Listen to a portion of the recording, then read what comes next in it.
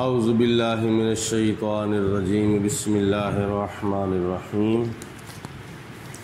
اولئک الذین آتیناہم الکتاب والحکم والنبوۃ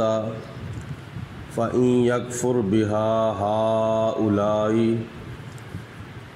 فقد وکلنا بها قوما لیسوا بها کافرین۔ سورۃ انعام کی یہ آیت نمبر 99 ہے۔ اللہ تعالیٰ ارشاد فرماتا ہے یہ وہی ہستیاں ہیں، یہ لوگ وہ پاکیزہ لوگ ہیں جن کا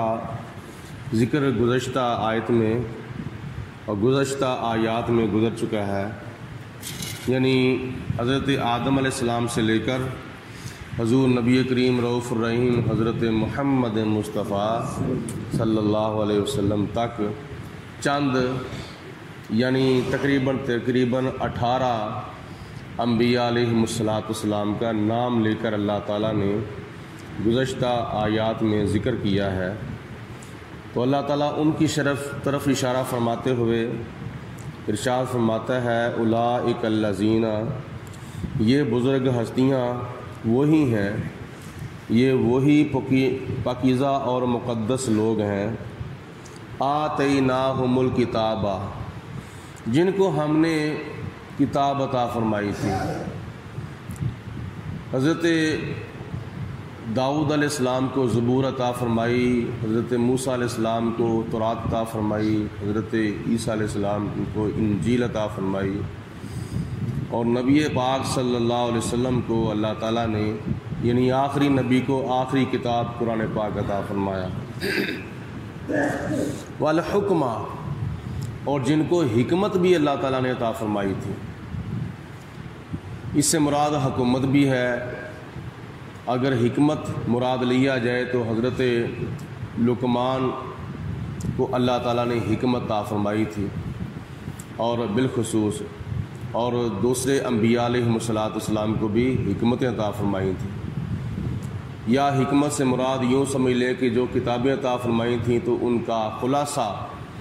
اور ان کے اسرار و رموز بھی اور ان کے حقائق بھی اللہ تعالیٰ نے عطا فرمائے تھے۔ اور حکومت مراد لی جائے تو حضرت یوسف علیہ السلام کو، حضرت داؤد علیہ السلام کو، حضرت سلیمان علیہ السلام کو اور حضرت ابراہیم علیہ السلام کو خدا تعالیٰ نے دنیا کی حکومت بھی عطا فرمائی تھی۔ والنبوۃ، اور خدا نے آدم علیہ السلام سے لے کر حضور علیہ السلام تک سارے انبیاء علیہم السلام کو نبوتوں کے تاج عطا فرمائے تھے، اور ان میں جو حضرت ابراہیم علیہ السلام ہیں ان کا ایک نمایاں مقام بیان فرمایا،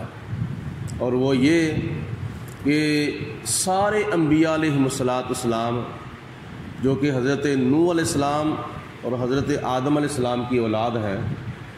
اور حضرت ابراہیم علیہ السلام کے بعد جتنے بھی انبیاء دنیا کے اندر تشریف لائے تھے وہ سارے کے سارے حضرت ابراہیم علیہ السلام کی اولاد میں سے ہی آئے تھے۔ کسی اور کی نسل سے ابراہیم علیہ السلام کے بعد کوئی نبی نہیں آیا۔ اگر کوئی نبی آیا ہے تو وہ حضرت ابراہیم علیہ السلام کی اولاد میں اور آپ کی نسل سے آیا ہے۔ اور حضرت ابراہیم علیہ السلام کے جیسا کہ 2 بیٹے تھے، ایک کا نام حضرت اسحاق علیہ السلام اور ایک کا نام حضرت اسماعیل علیہ السلام۔ حضرت اسماعیل علیہ السلام سے بنی اسماعیل چلے تھے، اور حضرت اسحاق علیہ السلام کے بیٹے حضرت یعقوب علیہ السلام، اور یعقوب علیہ السلام کا لقب تھا اسرائیل۔ آج جیسا کہ ایک ملک بھی کیا نام ہے حضرت یعقوب علیہ السلام کے لقب سے شروع ہوا ہے، جو کہ فلسطینیوں پر بے انتہا ظلم جو ہے وہ ڈھا رہا ہے۔ تو اسرائیل کا جو لقب ہے یہ حضرت یعقوب علیہ السلام کا لقب تھا۔ ان کو اسرائیل نہیں کہنا چاہیے، ان کو بنی اسرائیل کہنا چاہیے، یا اسرائیلی یہودی کہو۔ بعض لوگ کہتے ہیں اسرائیل مردہ آباد۔ اسرائیل حضرت یعقوب علیہ السلام کا لقب ہے، اگر کہنا ہے تو کیا کہنا ہے؟ اسرائیلی حکومت مردہ آباد، اسرائیلی یہودی مردہ آباد، اسرائیلی نہیں بلکہ بنی اسرائیلی ان کو کہو، کیونکہ یہ حضرت یعقوب علیہ السلام کے نام پر اگر انہوں نے اگر ملک بنایا ہے تو پھر ان کو حضرت یعقوب علیہ السلام کے نقش قدم پہ چلنا چاہیے۔ جناب یعقوب علیہ السلام کی نسبت سے اگر یہ ملک ہوا ہے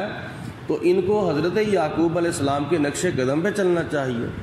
تو کیا حضرت یعقوب علیہ السلام اس طرح ظلم کیا کرتے تھے؟ نہیں، بلکہ قائد اعظم محمد علی جناح رحمۃ اللہ تعالی علیہ نے تو یہاں تک ان کے بارے میں لفظ استعمال فرمائے تھے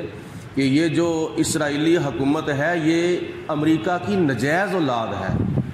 اور ساری دنیا اسرائیل ملک کو تسلیم کر بھی لے لیکن پاکستان اسرائیلی حکومت کو تسلیم نہیں کر سکتا، قیامت تک نہیں کر سکتا، کیونکہ یہ نجائز حکومت ہے اور نجائز ریاست معرض وجود میں آئی ہے۔ تو اس سے بڑھ کر پاکستان کی اسرائیلی حکومت کے ساتھ نفرت کیا ہو سکتی ہے کہ جب قائد اعظم محمد علی جناح نے یہاں تک لفظ استعمال کر لیے تھے کہ یہ اسرائیلی حکومت جو ہے یہ امریکہ کی نجائز اولاد ہے۔ تو اللہ پاک ان کے شر سے فلسطینیوں کو محفوظ فرمائے۔ ہاں اگر کہنا ہے تو اسرائیلی حکومت مردہ آباد کو ہو، اسرائیلی یہودی مردہ آباد کو ہو، بنی اسرائیلی کو ہو، ان کو اسرائیل نہیں کہنا بلکہ ان کو بنی اسرائیلی کہنا ہے۔ آگے اللہ تعالیٰ ارشاد فرمایا فَإِن يَكْفُرْ بِهَا هَؤُلَاءِ، اگر یہ کفار مکہ ان چیزوں کا انکار کرتے ہیں، یعنی اللہ کے نبیوں کا انکار کرتے ہیں، اللہ کے نبیوں کو جو کتابیں عطا فرمائی ان کتابوں میں سے کسی کتاب کا انکار کرتے ہیں، یا اللہ کے نبیوں کی حکومت کا یا حکمتوں کا انکار کرتے ہیں، اللہ کے نبیوں کی نبوتوں کا رسالتوں کا انکار کرتے ہیں، تو خدا فرماتا ہے فقد وکلنا بہا قوما، تو پھر کوئی اس میں حرج نہیں ہے، نہیں مانتے تو نہ مانے، کوئی مسئلہ نہیں ہے۔ لیسوا بہا کافرین، اللہ پاک نے ایسی قوم مقرر کی ہے کہ جو ان کا انکار نہیں کرے گی۔ وہ اشارہ ہے نبی پاک صلی اللہ علیہ وسلم کے صحابہ کرام کی طرف، یعنی مہاجرین، بعض مفسرین نے کہا کہ انصار، اور بعض نے کہا سارے مہاجرین، سارے انصار، نبی پاک علیہ السلام کے سارے صحابہ جو ہیں وہ خدا نے مقرر کیے ہیں، وہ اللہ کے نبیوں کی نبوتوں کو بھی مانیں گے، رسولوں کی رسالتوں کو بھی مانیں گے، اللہ کے نبیوں کی کتابوں کو بھی مانیں گے، اور ان کی حکمتوں کو بھی مانیں گے۔ اور بعض مفسرین نے فرمایا کہ نبی پاک علیہ السلام کی امت حضرت ابوبکر صدیق رضی اللہ تعالیٰ عنہ سے لے کر قیامت تک آنے والے تمام مسلمان جو ہیں وہ خدا تعالیٰ نے اس لیے مقرر کیے ہیں کہ کفار مکہ ان کا انکار کرتے ہیں، اور نبی پاک علیہ السلام کی امتی جو ہے وہ ان کو مانتے تھے، مانتے ہیں، اور قیامت تک مانتے رہیں گے۔ اولئک الذین، یہ وہی پاکیزہ ہستیاں مقدس لوگ ہیں، ہدی اللہ، جن کو اللہ نے ہدایت عطا فرمائی ہے، یعنی اللہ تعالیٰ نے اپنے نبیوں کو ہدایت دے کر دنیا کے اندر بھیجا ہے۔ ہم یعنی غیر نبی جب دنیا میں آتے ہیں تو آ کر کسی سے پڑھتے ہیں، اپنے والدین سے پڑھتے ہیں، اپنے استادوں سے پڑھتے ہیں، اپنے بزرگوں سے پڑھتے ہیں، اور پڑھ کر پھر ہدایت حاصل کرتے ہیں۔ لیکن اللہ کے نبی جب دنیا میں تشریف لاتے ہیں تو کسی سے پڑھ کر ہدایت نہیں لیتے، بلکہ خدا تعالیٰ ان کو ازل کے اندر ہی پڑھا دیتا ہے۔ دنیا میں بھیجنے سے پہلے خدا ان کو پڑھاتا ہے، سمجھاتا ہے، سکھاتا ہے، ہدایت عطا فرماتا ہے۔ اولئک، یہ وہ لوگ ہیں الذین ھدی اللہ، جن کو اللہ نے ہدایت دے کر دنیا کے اندر بھیجا۔ اور ہمیں کیا حکم ہے؟ فَبِہُدَاہُ مُقْتَدِہ، تو تم ان کی ہدایت کی پیروی کرو، یعنی اللہ کے نبیوں کی ہدایت کی پیروی کرو۔ قُل لَا أَسْأَلُكُمْ عَلَيْهِ أَجْرًا، اے میرے پیارے رسول علیہ السلام آپ ان کو ارشاد فرما دیں کہ میں تمہارے سامنے کوئی سوال نہیں کرتا، جو میں نے اپنا دین تمہارے تک پہنچایا ہے، شریعت تمہارے تک پہنچائی ہے، شریعت کے مسائل، دین کی تبلیغ تم تک پہنچی ہے، لا اسألکم علیہ اجرن، میں تمہارے سامنے اس پر کسی اجر کا،